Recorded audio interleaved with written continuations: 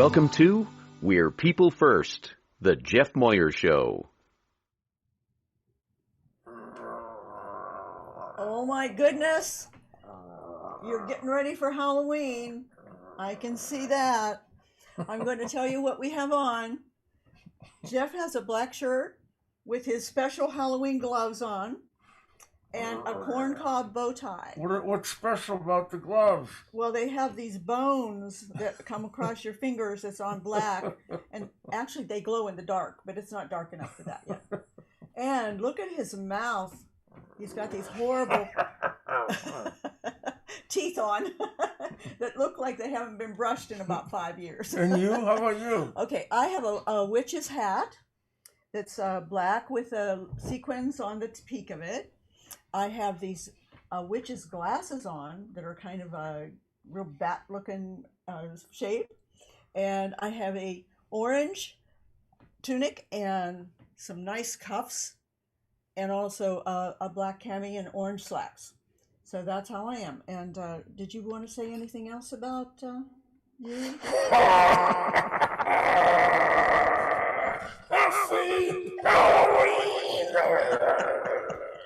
Oh, I forgot my fingers. My witch's fingers. Okay. I need to turn this off. Yes. Yeah, get your buttons back to normal there.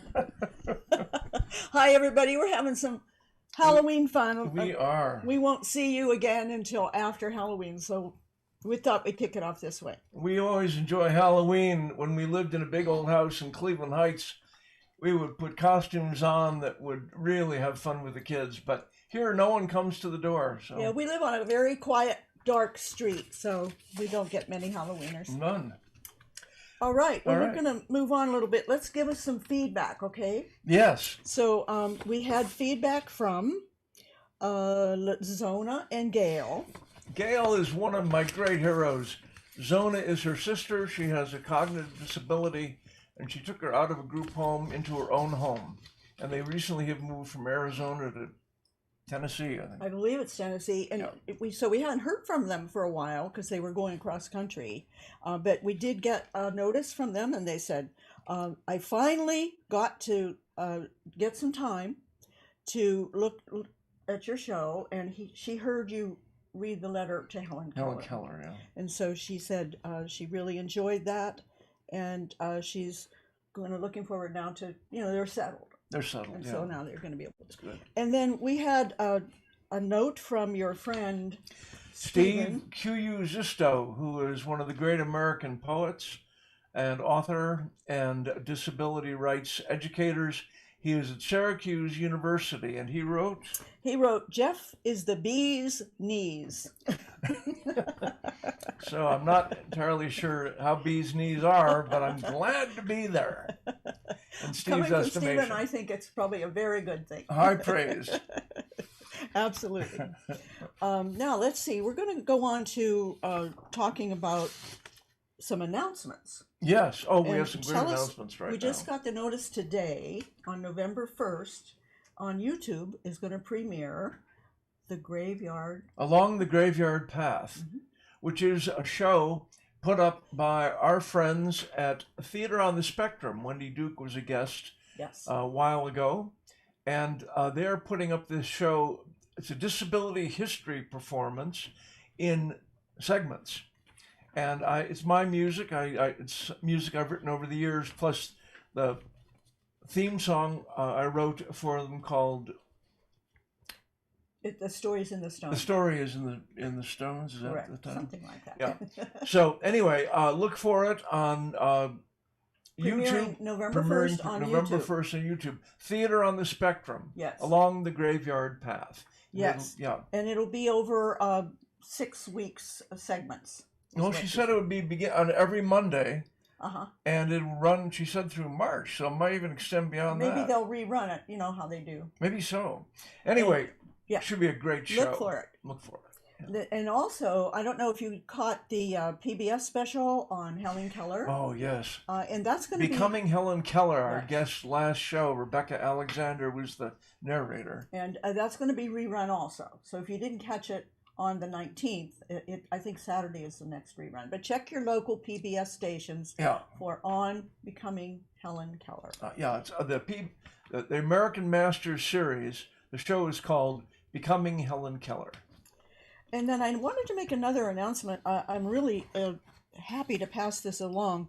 At the University, let's see, let me get this right now, California State University in Chico, which is in California. But they are giving a free master's program. Wow. And so it's in 2 areas. You would choose which one you wanted. One is the adaptive PE for special children. And the second is a CMSD, Communicative Services, and, oops, I can't read my own writing here, disorders. Right. So those 2 master's communicative disorders, speech disorders, communicative services, and disorders. Okay. So communication disorders. Yeah, and if you're interested in a master's degree without cost, in fact, there's a stipend. Contact $20,000. $20,000 stipend if you're a student. Sounds like check it out. Great. At California State University at Chico. Very good. Good. All right. Now let's see. Is that everything we wanted to say here? Yeah. So let's move on to the show that we're going to do today. It is dedicated to one of the great teachers, Marilyn Golden, who was my instructor when I became a certified member of the ADA Implementation Network. Marilyn was a policy analyst with DREDF, Disability Rights and Education Defense Fund in Berkeley, and one of the great disability rights legal organizations, and Marilyn specialized in transportation policy analysis. But God bless her on her way. Yes. Marilyn Golden passed on September 21st. Right. And we also want to mention Colin Powell, who died just 3 days ago. 3 days ago. Yeah. October 18th. And we want to mention him. We're talking about teachers specifically.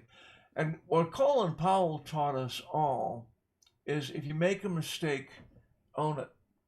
And he recognized the mistake he made in being a proponent of the invasion of Iraq and weapons of mass destruction, which were not found. His speech to the United Nations, he said that was a mistake shortly after, 3 years, I think, right? Yeah, not many months after. Just months after. And he continued to say that throughout his speaking career. So it wasn't just a one-time thing. He always did apologize for that. And he was a good military man. He was surrounded by people that were giving him orders, and he followed orders. One of the great leaders. As an African American military man, many firsts. Absolutely. And as Secretary of State, he had great stature. I was going to say stature. That's stature. it. Is that a good That's word? a word I was looking for. Yeah. I'm helping the wordsmith. Oh my gosh! It must be the outfit. You're the good witch of words. I am. Well, I think you were going to share a song. Tell us about the song you're going to share. I am. This is a song. The show today is about theater and about teachers, and I will be in my reading, which will come after the interview. You'll learn about Mr. Martin, and I wrote this song thinking about both Mr. Martin and another teacher of mine, both of whom went way over the top in terms of their giving to me, which you will learn about.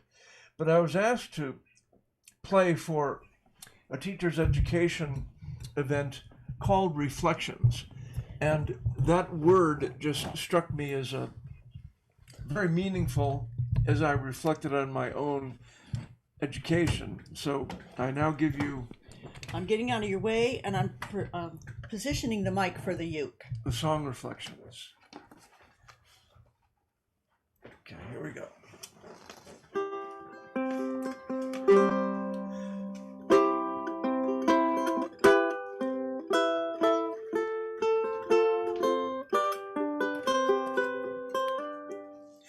Looking back across the years, now I remember all the teachers in my life, all in a chain. Year by year and task by task, time unfolded, the seasons passed. I can hear them speak my name. Now growing up is very hard when you feel different. There was trouble, there was heartache, there was strife.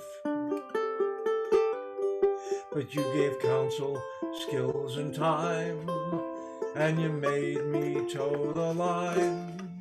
You nursed my wounds and shaped my growing mind. Reflections on the moments of the past, for values taught are lessons learned that ever last. You have given one and all, matters great and matters small. I reflect and I remember, thank you all. For you were teacher, advocate, and referee. I reflect on what you've given, it's part of me. And from the ageless student ranks, you deserve our heartfelt thanks for the building blocks of human dignity. Now new laws with IEPs and regulations, all the paperwork and such that must be done. Bottom line matters of heart to all students you impart. The whole is greater here than all the parts. Reflections on the moments of the past, for values taught are lessons learned that ever last. You have given one and all, matters great and matters small. I reflect and I remember, thank you all. And they'll reflect and they'll remember, thank you all. Well, thanks, Jeff. That was great. And that is such a great song. I've heard you perform that in front of teachers before, and they're always reduced to tears when they hear it, because it's just so awesome.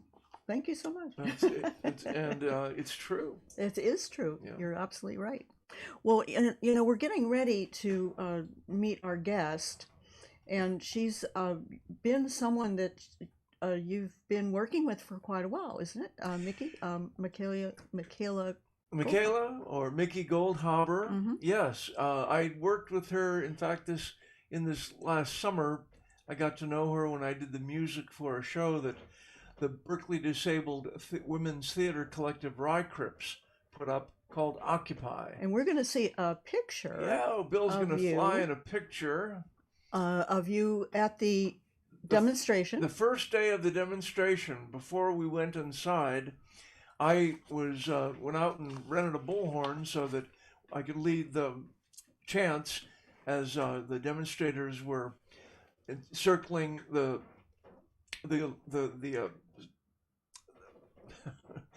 patio in front of the federal building in San Francisco. And here you see a photograph of a young Jeff with black hair at the bullhorn. Yeah.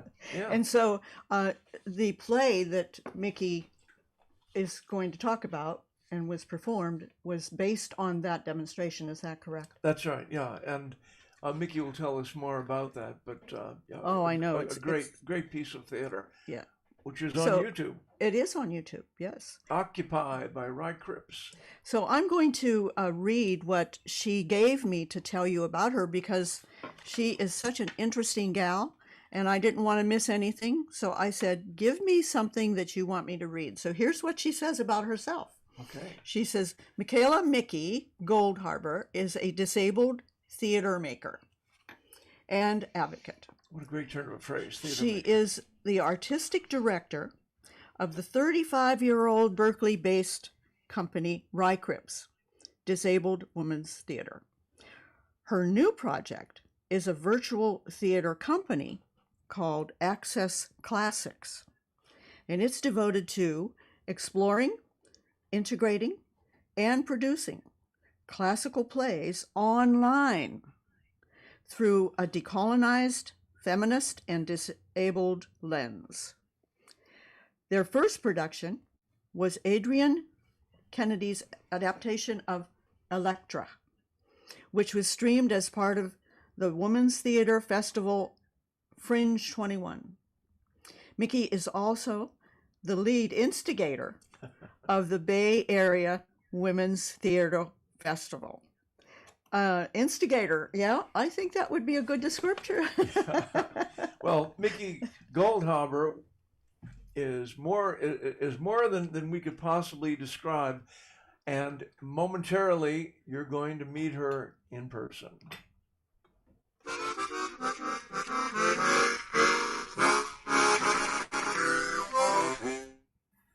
Guest interview. I can see, there she comes. Hey, Mickey. I'm loving it. You're riding your horse in there, right? Is your microphone on, Mickey? It is now. There you go. I had to travel across the wilds of my office to get here. No. Well, you look lovely. Thank you. Good to see you. Oh, I am a middle-aged white woman with curly brown hair and turquoise glasses and a pink shirt and a headphone with a little microphone. And behind me is a lush forest of beautiful Japanese anime forest from Miyazaki's My Neighbor Totoro, which is one of my favorite movies. And I love that I can just spend all my Zoom time in the enchanted forest. Wow. That's fabulous. That is fabulous. Now tell us where you're broadcasting from. I am on occupied Ohlone land in Berkeley, California. And I use she, her pronouns. Okay. And my access needs are that I am so glad to be here. And right now, my access needs are met. Good. Awesome. All right. Well, I'm going to begin by, I want to get deep into your life as a theater maker. But to begin with, tell me about your life as a woman with a disability. I acquired my disability. I had a stroke at the age of 36. I was living in New York making theater, and I'm now hemiplegic. My left side of my body is partially paralyzed. I have little bits of movement here and there, like my shoulder, and I'm actually doing fairly well with walking right now with a walking stick. And my hand, I don't know if I can get it up there. I keep it in a splint because otherwise it's curled up like a fist. Yeah. Because I have really strong spasticity. I like to say the left side of my body is trying to run up a hill without me, because all my muscles are always activated on the left side. Wow. It's exhausting. Yes. What's your vision like? Tell me about your vision. Well, a strange aspect of my stroke was that I lost most of the vision in my right eye. And they think it was because the clot that caused my carotid dissection might have broken off a piece and blocked the optic nerve. Wow. So now my optic nerve, as they say, it's pale, and I have this little like pie-shaped sliver of sight that helps with driving and occasional peripheral vision. But the brain is an amazing, amazing organ, as we all know. It adapts, and I managed pretty well with the vision as I am now. That was actually my biggest fear when I was, trying to think about how to make my theater career again. Is how am I going to see? I'm a theater director. How do I see the stage? How do I create theater with this changed vision? And I went to one of my great mentors, Tony Taccone, who used to be the artistic director of the Berkeley Rep. And we were having Berkeley Repertory Theater, which is where I fell in love with theater at the age of 10. Oh. So I had coffee with him to kind of get a pep talk on how to get back into theater. And when I told him my concern about my eye, this is what he did. That's bullshit. I can direct just fine like this. Now, what are you doing? What do you mean? I'm so sorry. I covered my right eye with my hand. I see. Okay, which is what he did. Yeah. And said, I can direct just fine like this. So. Yes. Well, I really enjoyed your article where you described that. Tell us the name of the article and where people might find it. One-eyed, one-armed directing. And it was published in Theater Bay Area magazine back in 2012 or so. And it's there on their website. I can put it, I don't know if I put it in the chat. Is there some way to share it with the audience? What I did, yeah. But anyway, they have the reference. I don't know about if you go to Theater Bay Area. Yeah. Or if you just Google me and one-eyed, one-armed directing. You'll find you. That's Mickey Goldhaber, Goldhaber. Correct. Well, right. Mickey, you're the thing that is inspiring to me about you is that you're not like me, kind of a part-time occasional theater person. You are a theater scholar. Tell us about your education, because when you understood you wanted to go into theater, you went into theater. Well, I went to undergraduate at Tufts University, just outside Boston, and studied drama there. And part of my time there is I went to, I was very fortunate to spend a year in London at the London Academy of Music and Dramatic Art, darling.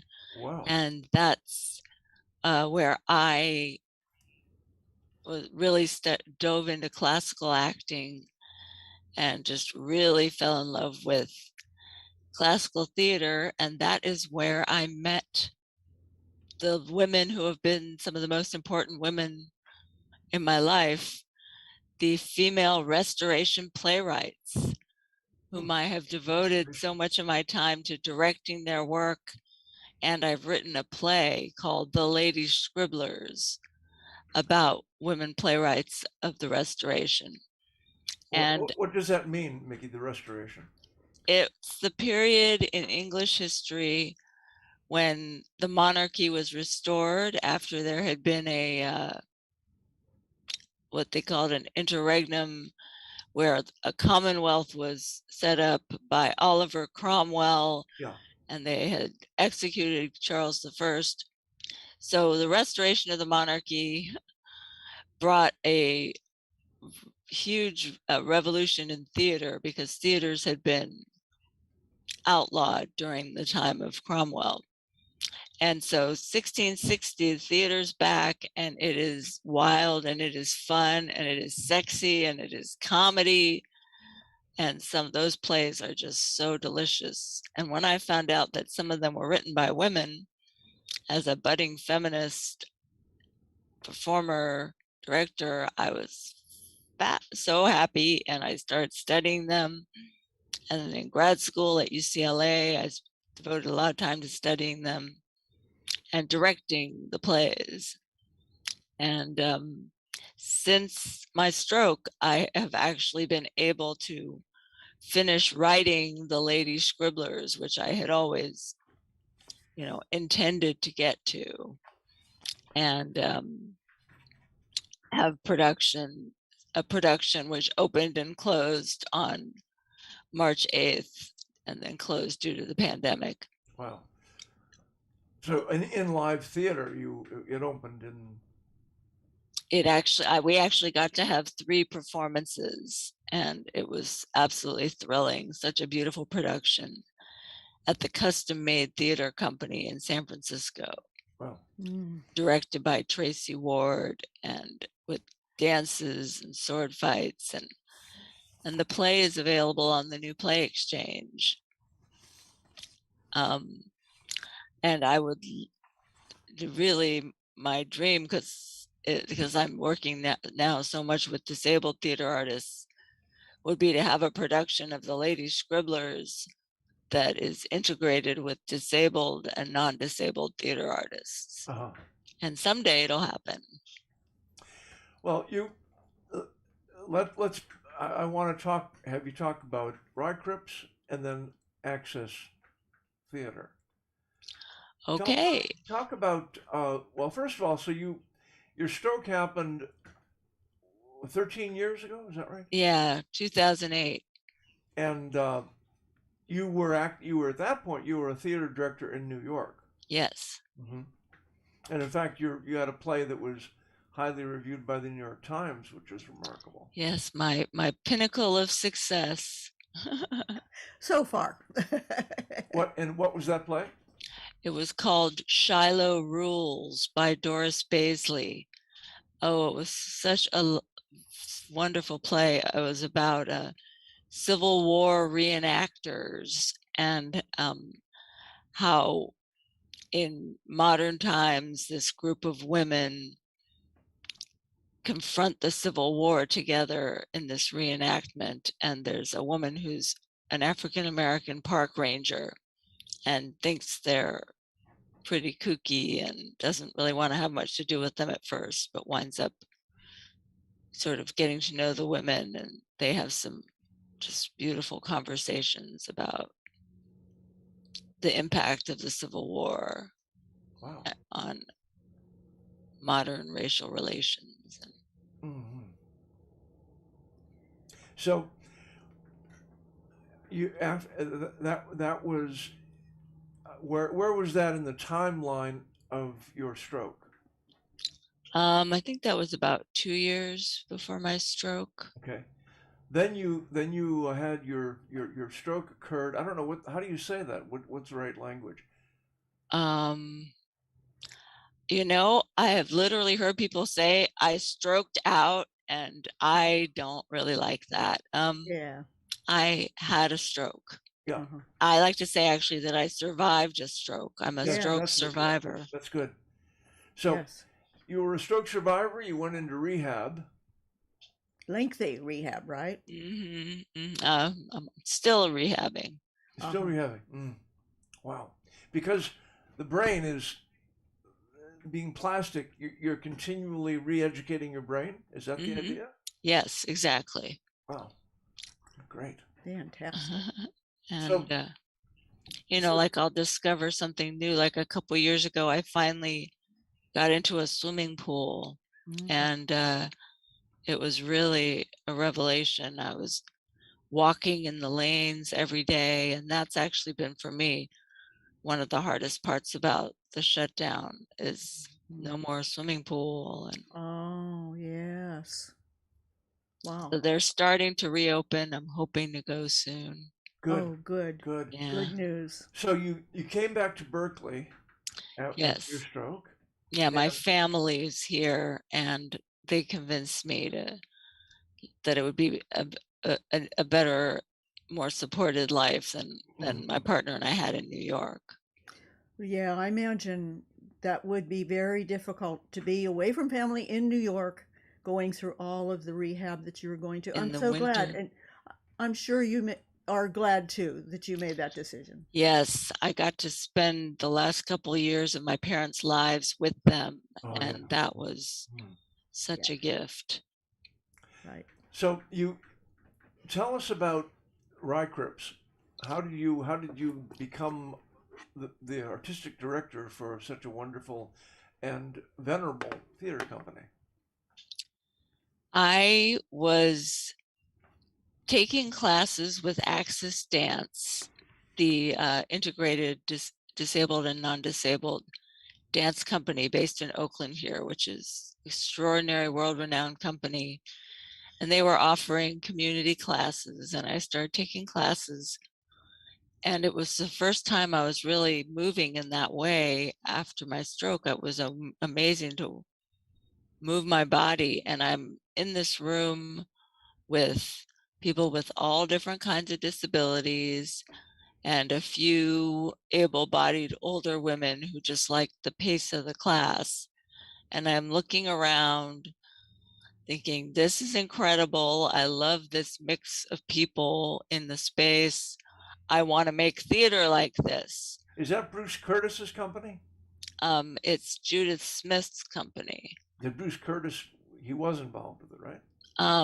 I don't know that name, but possibly. The most recent artistic director has been, and of course his name is doesn't matter, out of my head right now, but I did a workshop with Bruce, and he was from a dance company in Oakland. But contact improvisational dance, sure. Is that the style? That's part of what they do, but they bring Mark Brew is the current artistic director, though I think he's just stepping down, and I'm not sure who's next. Choreographers from around the world come and choreograph pieces for them, and it's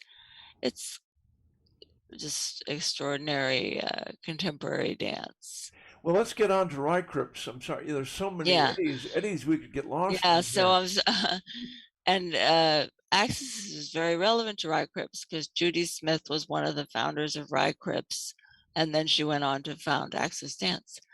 So in that class, I decided that I was going to figure out how to make theater with other disabled artists, and I would reach out to find other disabled theater artists. And I had no idea how to do that. So I contacted the Center for Independent Living and said, I'm a disabled theater artist. I'm trying to meet other disabled theater artists. I'm going to make a show and they were very, very kind and said, well, if you make a flyer and give it to us, we will circulate it. We can circulate it via email. And I met a couple women through that. And one of them I've now been working with for 6 years, Sierra Lovelace. And so I was doing this work, and it was the 25th anniversary of the ADA. And I went to an event to celebrate the 25th anniversary of the ADA at the Ed Roberts campus. It was something that Victoria Lewis, who's a wonderful theater scholar and who I knew in grad school, had put together. And she introduced me to Patty Overland, who was one of the founders of Rycrips. And there was this wonderful moment when she said, Patty, this is Mickey, and she's a disabled director. And Patty's eyes sort of got really wide, and I could tell she was excited to meet a disabled director. And, she started telling me about Rycrips and 30 something years of disabled women performing. And I was very excited about that. And she had this idea, this kind of kooky idea about a sci-fi fantasy of disabled women on this other planet. And I must say, at first I was like, I don't know, this is not quite how it, but I came to really embrace the story, and I helped gather. At one point we had about 12 disabled women working with us on that. And then, you know, some people can stay, some people can't stay. We now have 5 core members, and we each create our character and write sort of spoken word poetry for our character. And then I help weave it all together into a structure, into a play. And then we all read it together. It's ensemble writing. I had no idea how to do it, but it's, you know, something we're constantly figuring out. And we've now done 2 productions since I've been involved. And the most recent one was Rye Cripps Occupy. Now, is that how you connected with Jeff, or did you know Jeff before? I connected with Jeff because I was doing research on the 504 sit-in, and I started talking to people at the Longmore Center at SF State, and a woman who was an archivist there, I'm not sure, I can't remember her name. She said, well, you got to talk to Jeff Moyer, and she did an email introduction, and we started emailing each other. Now that was last year, right? No, that was much earlier. Oh, okay. I'm a new kid on the block, so. Well, you remember better than I, but why don't we get into Occupy? And there's a segment that you wrote that really is so realistic, so vital, so reminiscent. Why don't you read that for us? Sure. As I was saying, we each write our own characters, and I had created this character of a woman whose daughter had cerebral palsy, and she was going to sleep on the floor until her daughter could get to her classes. And then I was thinking about what it would be like for her to be there with 150 other disabled people in the building. And this is how I imagined it. Bodies. 150 bodies, living, breathing bodies, disabled bodies with their frailties, with their strengths, with their needs, all crammed together in an office hallway, trying to sleep where no one ever tried to sleep before. The sounds of snoring, of labored breaths, of moans and groans and triumphant giggles. The smells, the farts and belches, bodies crammed together, bodies that don't have access to a shower. Mayor Moscone tried to get us showers, but the feds said no. Can you imagine the smells? It smells like freedom.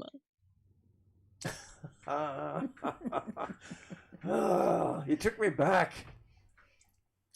Now, how long ago was that again? Remind me. 1977, 43 years ago. Wow. Is that right, Mickey? Am I right on? Yes. Yeah.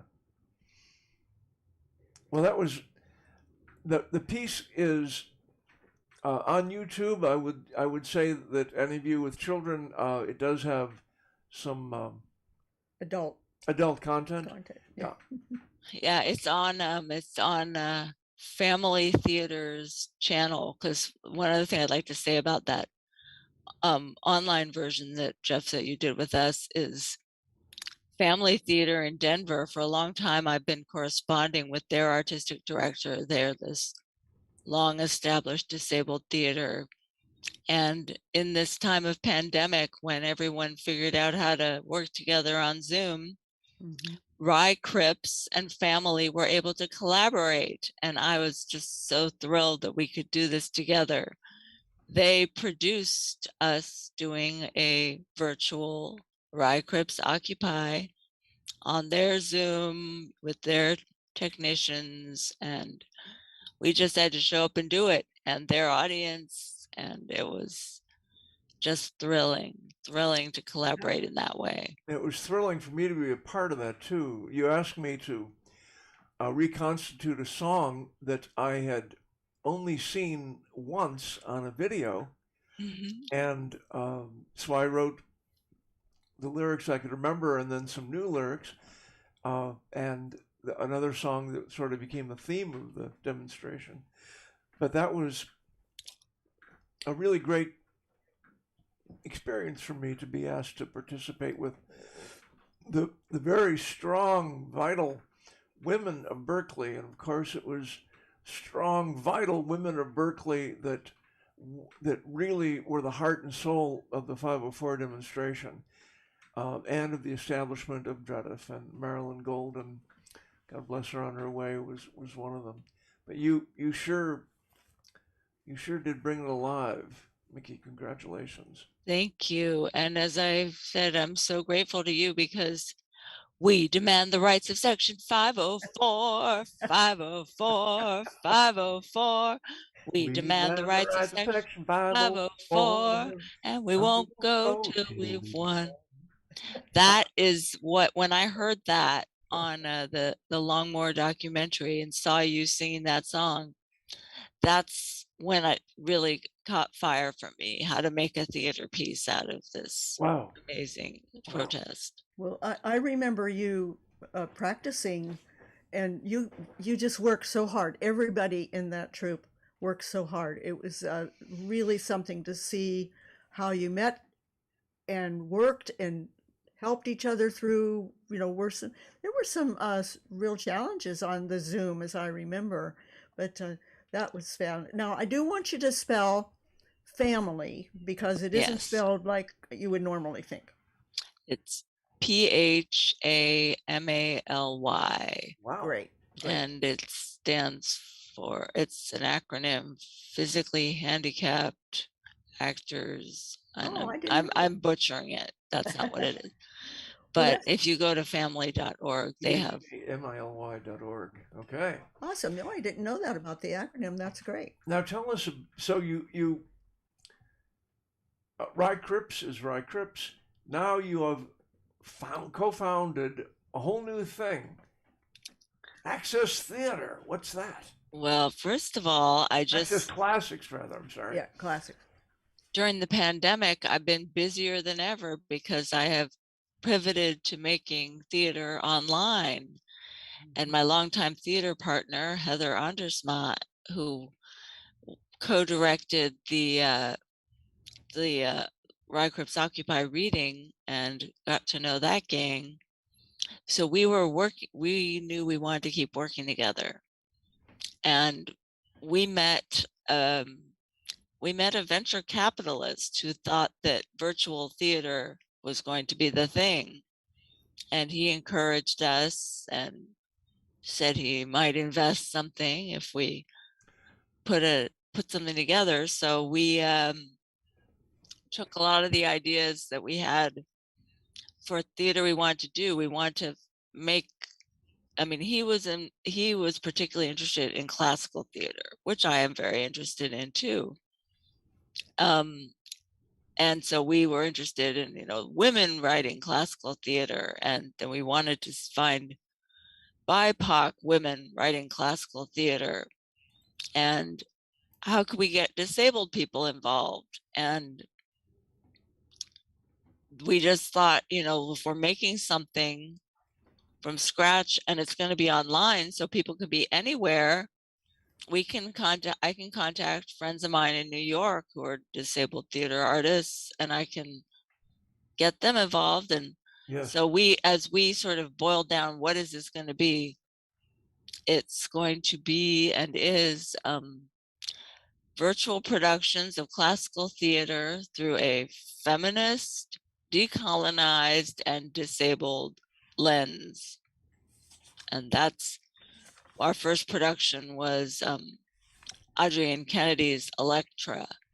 So we found a classical Greek play adapted by one of the great Black women playwrights of the 20th century. And we hired a disabled Black woman to direct it.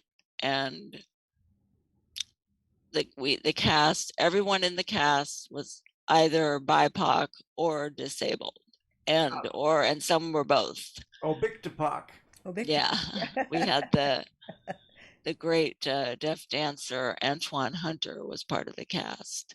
So can you, for me, I'm sorry, I don't understand this, but when you say decolonized, what do you mean? For me, what it means is looking at the great works of literature, great, and sort of trying to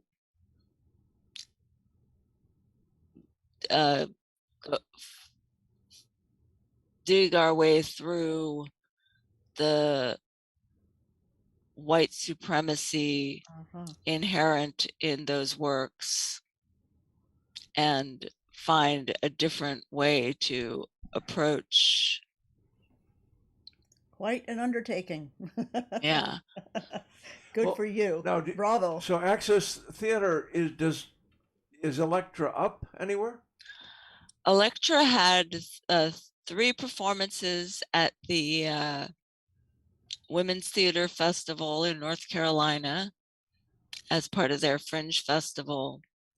And we won many of the Best of Fringe Awards, and it was a great run. And now we are still negotiating with the agent, with Adrienne Kennedy's agent, about whether it will have any future. So okay, it's it's a new technology and a new art form. Yeah. So I'm afraid I can't share it right now, but we are working on a 3-year plan for what we're going to do next and what we're going to continue to do. Wow. So we don't even have a website yet. So right now, all I can offer is if you're a disabled actor and you're interested in working with us, you can email accessclassics@yahoo.com. That's great. Well, Mickey, accessclassics@yahoo.com. Okay. Correct. Mm-hmm. Yeah. And Rye Cripps Occupy, how do you find that? It's on Family's YouTube channel. PHAMILY. Yeah. Okay. Yeah. And this will be, I think, in the credits. I'm going to challenge you, Mickey. Mm-hmm. I recently just met you. Like I said, it's wonderful being Jeff's partner because I get to meet these great people. And I'm going to challenge you to write your memoir. I'll tell you what I have written.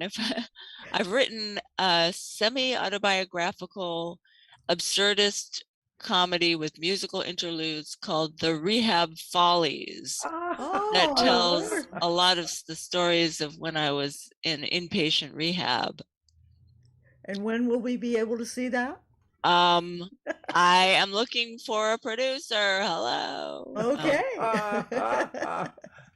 Well, Mickey, I didn't realize that our conversation was going to branch off.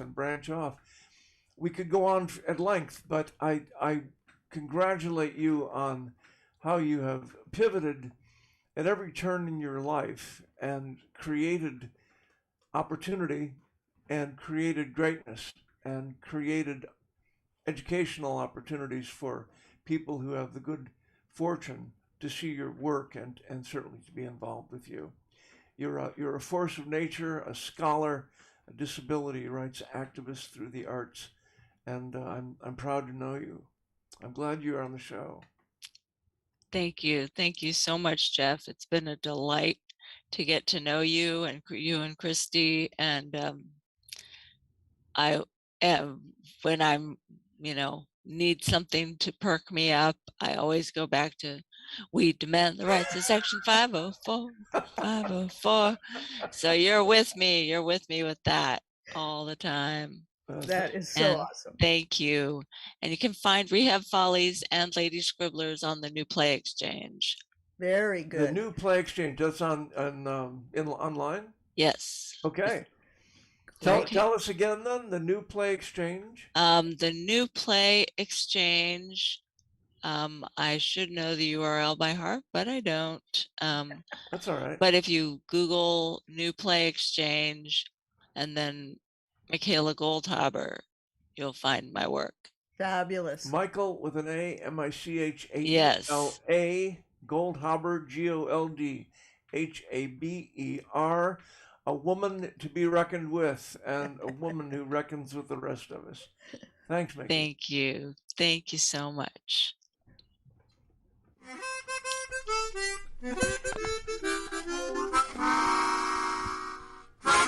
People First Consciousness.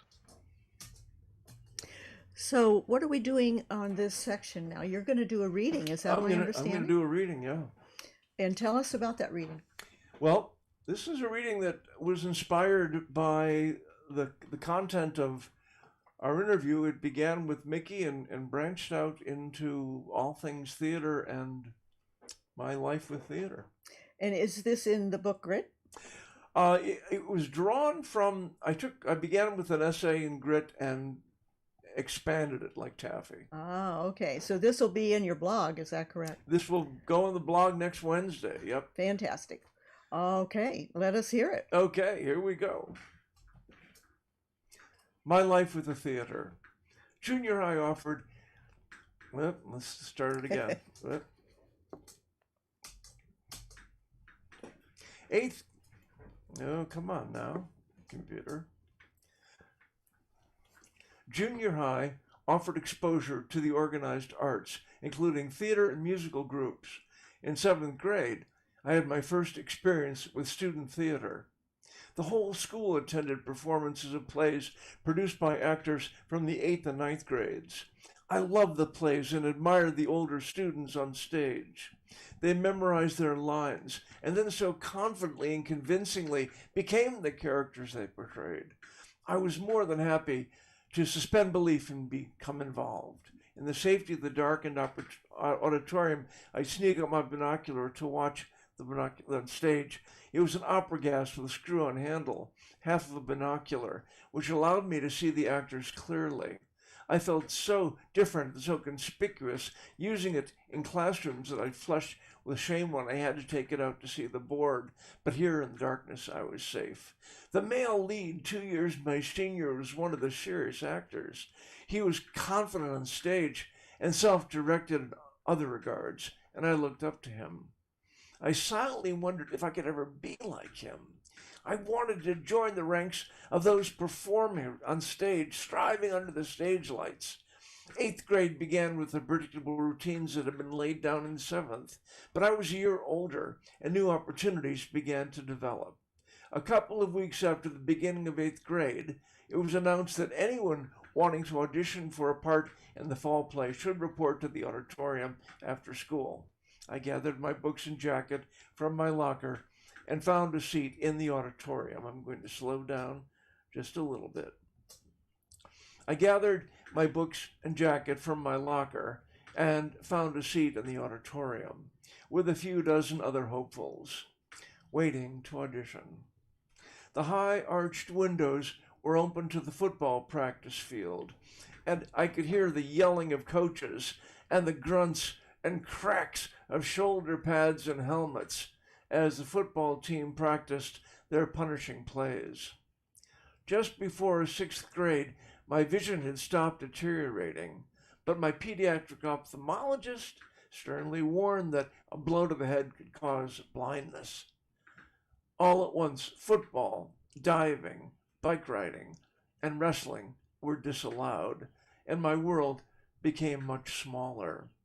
The previous year, I had walked past football practice every afternoon and felt emptiness about not being allowed in that rough and tumble tumult. That afternoon, with the quiet expectation of the audition at hand, I hoped that I was opening the door to a new kind of identity as a performing member of the stage community. Mr. Martin, the director and thoughtful drama teacher, walked to the center of the wooden stage, stopped, and spoke to us in a strong voice, telling us how auditions would work. In small groups, we would be given scripts, assigned parts, and then be directed to read a scene from the play on the spot. There was not much to it, only reading out loud with ease, comfort, believability, and poise. My heart thudded heavily, and my hopes sank. I could not read out loud fluently or even at a normal rate. My limited vision had made reading out loud one of my greatest fears and embarrassments since early elementary school. Now, my lack of that very visual ability was going to exclude me from the thing I really wanted and believed I could do. Reading aloud was an exercise in both futility and misery. Mr. Martin had instructed us to put our names on his clipboard. In small groups, he called the names of those who had signed in. I had not, being too ashamed to demonstrate my limited vision so publicly. I would have had to find the clipboard, get out my magnifier, press my face to the clipboard, figure out where to write, and then write my name knowing I would not be able to stay on the line, and then try nonchalantly to find my seat again. Auditions began. Mr. Martin read the lines of any missing character. Absorbed and nervous, I observed the whole range of theater craft displayed by the student actors, some with obvious experience, some newbies. I waited. Finally, hours after the auditions had begun, I sat alone in the darkening auditorium as the last students left the stage. Mr. Martin glanced at the clipboard and then at me. He asked if I had signed in. I said no. I asked to talk to him. I walked down the center aisle and approached the stage. I wasn't sure we were alone, so I spoke in a quiet voice, not wanting to be overheard, with the old familiar shame rising within me, but driven by a burning desire. I told him that I really wanted a chance, but had low vision and couldn't read out loud very well. I promised that if I got a part, I would be much better after I learned my lines. Mr. Martin told me to walk up onto the stage. He handed me a script and said to do the best I could. My cheeks burned, certain that failure would follow. I pulled the thick magnifier out of my back pocket and lowered my face to the page. I haltingly stammered and slowly and poorly read the part I was given, as Mr. Martin filled in all of the other characters' lines. After a few excruciating exchanges, he asked if there was any way to make the print bigger. I told him that I had a large print typewriter, but that Mrs. Delaney, my French teacher, was using it. He said he would talk to her. He spoke to me in a relaxed manner like a kindly uncle. Mr. Martin said that he would consider my audition based on factors other than my sight-reading ability, and that I should come back in a few days when the cast would be announced. He put his hand on my shoulder and thanked me for coming to the audition. I left feeling the warmth of renewed hope. On the prescribed afternoon, everyone who had auditioned gathered in the auditorium after school. With background thumps and cracks of football practice in the background, Mr. Martin read the new cast of the play, Mrs. McThing. I had been given the part of Poison Eddie Schellenbach, the lead comic villain. It was a wonderful part. Mr. Martin handed out the dog-eared scripts to the cast, handing me a Mrs. Delaney-esque, thick, crisp stack of white typing paper containing my large print script. The script was generated from the mechanical large print typewriter that he must have borrowed from Mrs. Delaney. Just like Mrs. Delaney, he had, no doubt, spent numerous long hours pounding on the stiffly sprung machine to create my accessible script. Like Mrs. Delaney, Mr. Martin understood my extraordinary needs, and he was not afraid of the mountain of humble extra work necessary to meet them. Although I barely knew him, I saw a teacher worthy of admiration. Mr. Martin had lost several fingers on both hands in a World War II explosion. I learned 5 decades later, when we had become friends, that although he had been an excellent typist when he became a lieutenant in the Army, after the grenade had gone off in his hands, he had lost the ability to type. Mr. Martin told me, as I pursued the question, that he had typed my script with one finger. One finger. The gratitude I felt, magnified by the years, still has no way of full expression. Naturally, when Mr. Martin told me of his over-the-top work, I expressed my most sincere appreciation. But, like many such matters, saying thank you cannot begin to express one's heartfelt sentiment. Perhaps by talking about it now, my gratitude will touch others who deserve humble thanks for their selfless work. Play practice was part study hall, when one was not required on stage, and part social hall, as we whispered to others in the auditorium. Under Mr. Martin's direction, we spent purposeful time with intense interactions with the other actors as we learned our lines, our blocking, and how to react to the other characters in the play.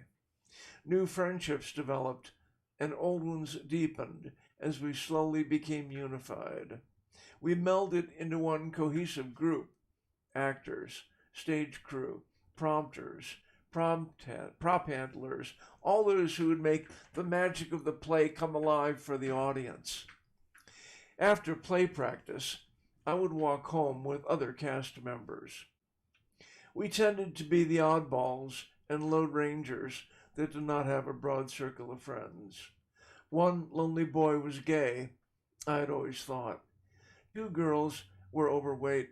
One was overly eager. One lived with her widowed mother. One had gaps in her teeth. And then there was me. But we had become a group unto ourselves. I recall walking past the football practice one evening and thinking that I no longer felt the longing I had to belong to the team. I now belonged to a different team. I spent hours at home memorizing my lines with help from Connie, my student reader, Bonnie, my older sister, and Mom. The goal was not only to master my own lines, but also to know the other characters' lines. We were responsible for our own costumes, and I managed a rough approximation of a gangster's outfit. My dad lent me a fine white silk tie from my navy blue shirt. I added my striped sports coat and my narrow-brimmed alpine hat. The resulting ensemble gave me the look of a teenage mobster with sketchy taste on a budget. The play was performed for the school after lunch and for the community the following evening. The afternoon that I first stood on stage under the lights in costume with a live audience of silent students sitting in the dark beyond the stage lights, I felt a sense of wonder and belonging. My limited vision was invisible, and I was participating in a group activity that took courage, concentration, teamwork, and long hours of focus. I was succeeding. I felt a sense of freedom and happiness that I had never known. Mr. Martin was 95 when we reconnected. I conducted his oral history as a gift to him and learned about his own life in the theater. He was an acting student at Ohio State and rode a white horse cross campus advertising some show. He had written his own life story and produced several Xerox copies, which he passed around for friends to read. The typewritten manuscript had one photograph. It was of a scene from Meet Corliss Archer, which captured me standing underneath the second-story window within which sat Corliss herself, my acting partner in crime, Becky Donnelly. The stage set was impressive, being a 2-story house.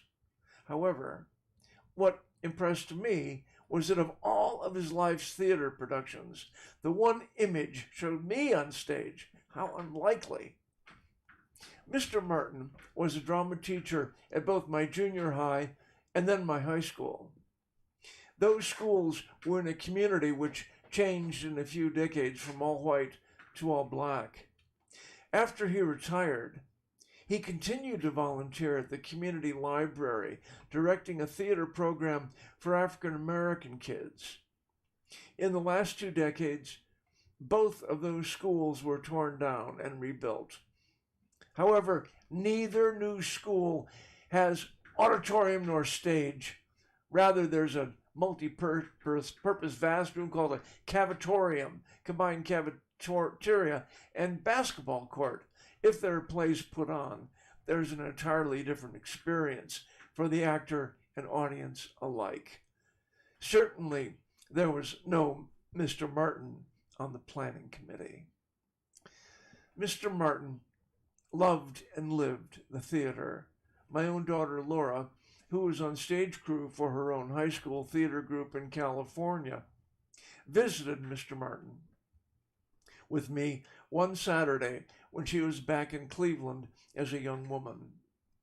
He was very pleased to be in her company, as if just being around a young person lit him up.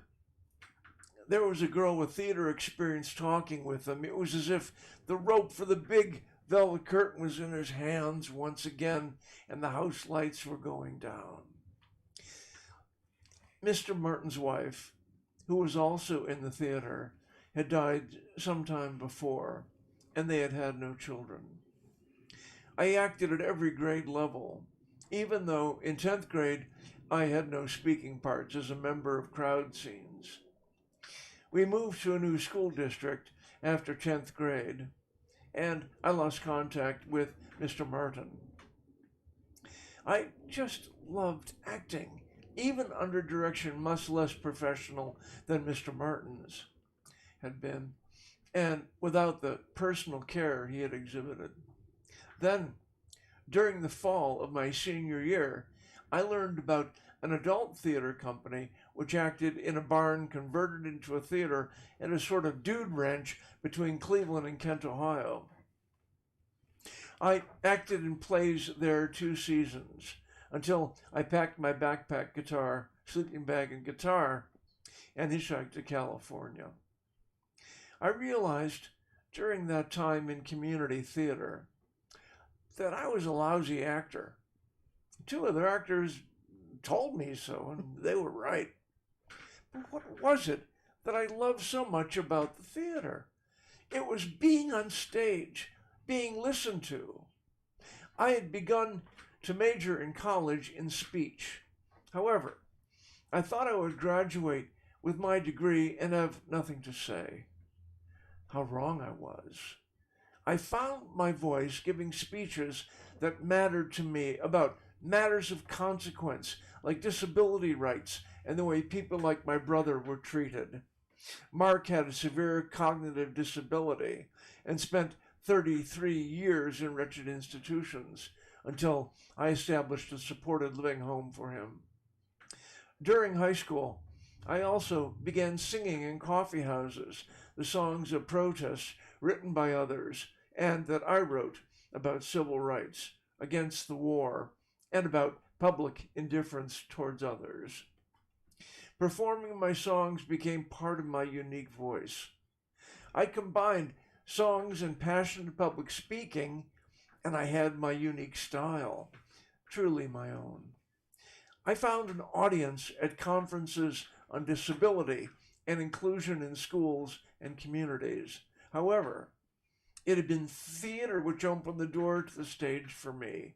Once on the stage, I found the lectern, not the boards, as actors called the acting stage. I wrote songs for shows, wrote a show with songs, and worked with groups of young people with and without disabilities, giving them opportunities to take the stage. Every one of them found the same confidence and self-esteem there, which I did. It is part of the magic. Today, in my 8th decade, I'm still involved with the theater. I just wrote a new song for Along the Graveyard Path, a new show put up by Theater on the Spectrum, a theater company with which I am now collaborating. The show includes 9 of my songs, and it opens November 1st on the virtual stage. For another show, 2 of my songs were used from an historic disability rights demonstration. They are rewrites of civil rights songs and were part of the soundtrack for the 504 demonstration in 1977. Rycrips, the Disabled Women's Theater Collective in Berkeley, wrote and put up the show. Occupy. Rycrips Occupy.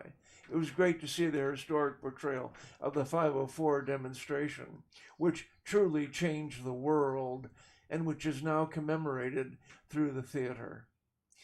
Today, through this show, we spread the word about disability and all aspects of inclusion on the YouTube stage. We address all matters of consequence, of which the theater is certainly one. COVID has reshaped theater directors, actors, and audience members alike. All are finding a more easily accessible stage, although without the camaraderie and joy that being with other actors and other audience members brings. What did theater teach me?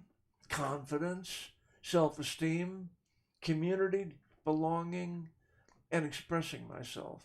Oddly, through expressing a character who is not me.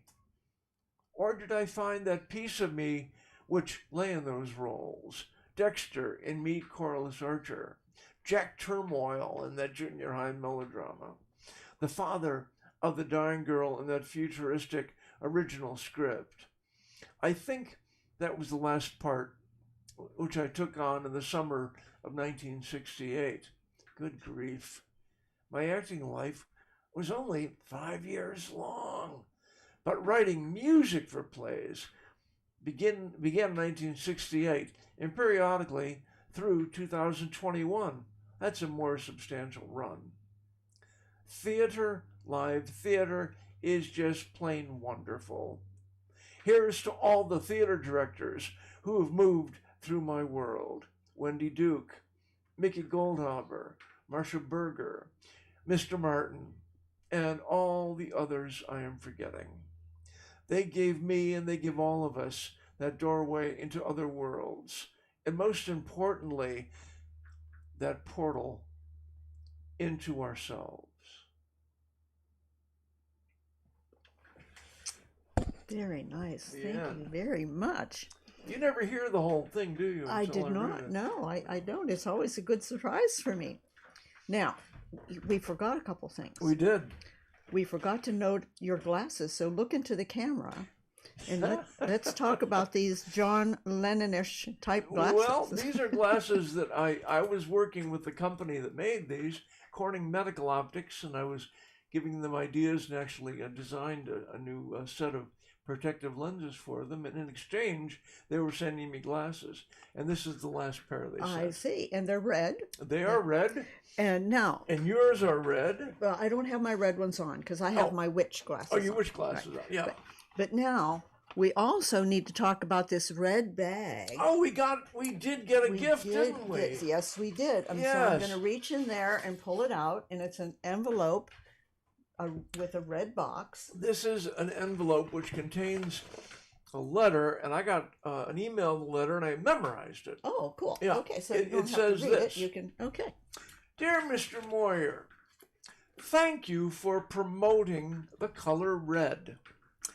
I am speaking to you as the color red from my offices in the color red building. Although I cannot offer you any sponsorship opportunities, we believe that your promotion of the color red is helping all of us see the world through a rosier frame. By the way, we think that you and your lovely wife would benefit from dyeing your hair red, and why don't you wear more red clothes? Signed, the color red. So there you have a letter about red. You know, I've tried to get sponsorship with people that make such glasses, and the other appliances I use, like Tommy Copper products, but no one's willing to sponsor. But at least we got a nice letter from the color red. Yeah. Well, that's nice. Thank you, color red. Thanks, color red. Yeah. Now tell us what's happening in our next show. Okay. On November 4th, we're going to have a show focused on the siblings of young people and children with disabilities. There's a fantastic program called Sib Shops, begun by a man named Don Meyer, who will be our guest. And Don also edited a book which is called Thicker Than Water, and we'll be talking to him about siblings and about how to meet the specific needs of family members, children who have a sibling with a disability. It should be an interesting show, to say the least. So join us on November 4th when we address siblings. See you then. And in the meantime, we will continue to have peace. And if and if you enjoy your life, if you have fun, if you make Halloween something that you get engaged with, even in silly ways like we do, and if you find that in theater you can see opportunities for access for yourself and others, you will find that you will increase your peace, sweet peace. On November 4th, we'll be looking at the needs of siblings of kids with disabilities. Join us then. Thanks.